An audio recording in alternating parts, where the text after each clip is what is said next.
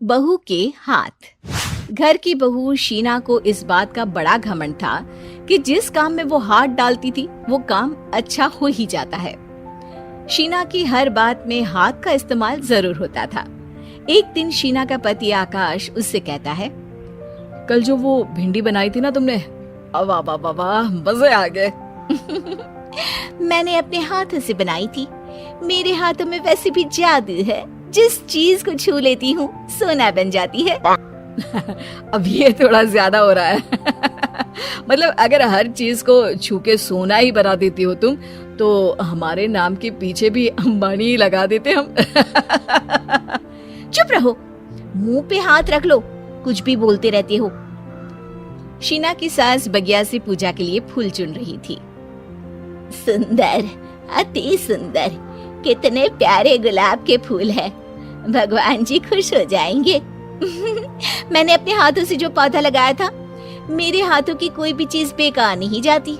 हाँ बेटा, सही कह रही है। इसीलिए तो तुम्हारे पिताजी से मैंने अपने बेटे के लिए तुम्हारा हाथ मांगा था। और उन्होंने हाथों हाथ में मेरा हाथ आपकी बेटी के हाथ में दे भी दिया था। हाँ बेटा, वो तो है, पर मुझे ये बता, तू ये हर बात में हाथ क्यों बीच में लेकर आती है?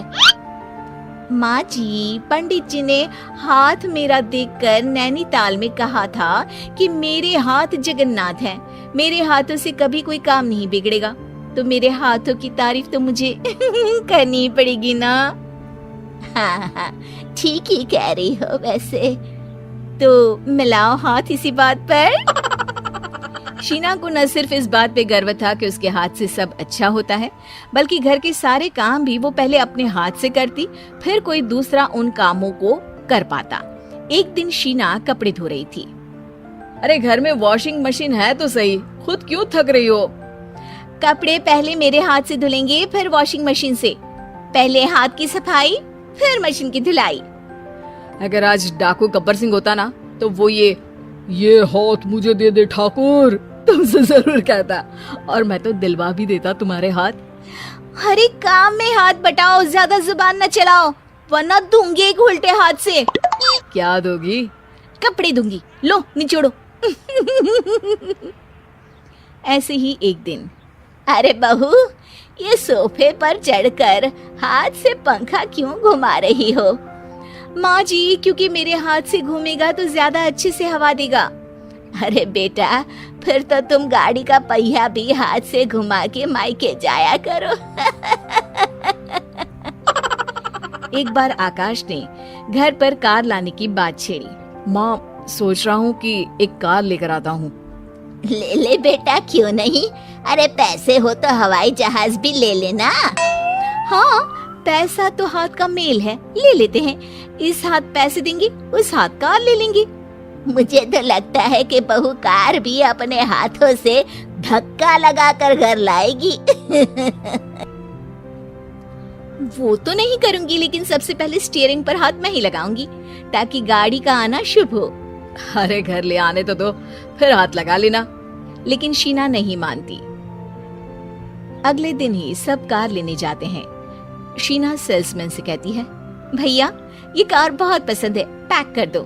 अरे ओ भाग्यवान, 2 मीटर कपड़ा नहीं है जो पैक करवा ले, जरा चला कर तो देखने दो। यस सर, बिल्कुल, टेस्ट ड्राइव कीजिए ना। अरे नहीं, सबसे पहले मैं हाथ लगाऊंगी गाड़ी को, मेरे हाथ अच्छे हैं। अरे यार, हाथ तो मैं भी धोता ही हूँ, और आजकल तो सैनिटाइजर से भी धोता हूँ। मेरे काम में हाथ ना अड़ाओ। अरे टांग ना अड़ा होता है भाग्यवान, हाथ नहीं। शीना ड्राइविंग सीट पर बैठ जाती है और आकाश उसे गाड़ी के फंक्शन समझाता है। देखो शीना, ध्यान रखना, ये है स्टीयरिंग, इससे राइट लेफ्ट जाएंगे। ये है एक्सेलरेटर, इससे स्पीड कंट्रोल कर सकते हैं, और उसी के पास में है ब्रेक, जो तुम्हारी जुबान में शायद मिसिंग है। ठीक है, ज्यादा भी सिखाने की जरूरत नहीं है। मेरी माँ तो कहती है कि मैं अगर अपनी शुभ हाथ लगा दूं तो जग घूम जाए, तो ये स्टीयरिंग क्या चीज है? शीना गाड़ी स्टार्ट कर देती है और स्टीयरिंग को घुमाते हुए एक्सेलरेटर पर धीरे से पैर रखती है और शोरूम के बाहर के एरिया में ही गाड़ी घूमने लगती है, जहां दूसरी गाड़ियां भी रखी हैं। देखा मेरे हाथों का कमाल।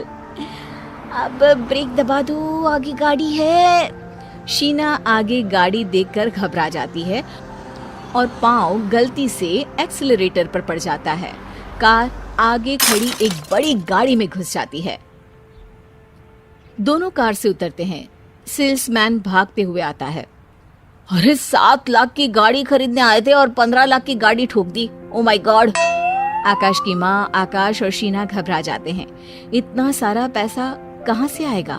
तभी वहाँ मैनेजर भी आ जाता है, पूरा माजरा समझता है। अरे टेंशन मत लीजिए, गाड़ियों का इंश्योरेंस था, आप जो कार लेने आए थे वही खरीद लीजिए। पर मैडम, जब तक आप सीख ना ले तब तक गाड़ी मत चलाइएगा। अभी तो आपने गाड़ी बस ठोकी है, जिसका बीमा भी था, लेकिन सड़क पे चलते हर इंसान का बीमा नहीं होता। अरे मेरे हाथों से ठुक भी गया ना तो उसकी जिंदगी बन जाएगी, और अगर चला भी गया तो स्वर्ग ही पाएगा। मैनेजर साहब, मेरे हाथ में कोई दिक्कत नहीं है, वो तो बस पाँव गलत जगह पर चला गया था। शीना की बात सुनकर आकाश अपना सर पीटता है और उसकी सास अपने हाथ से खुद का मुंह छिपा लेती है और मैनेजर हाथ जोड़कर माफी मांग लेता है।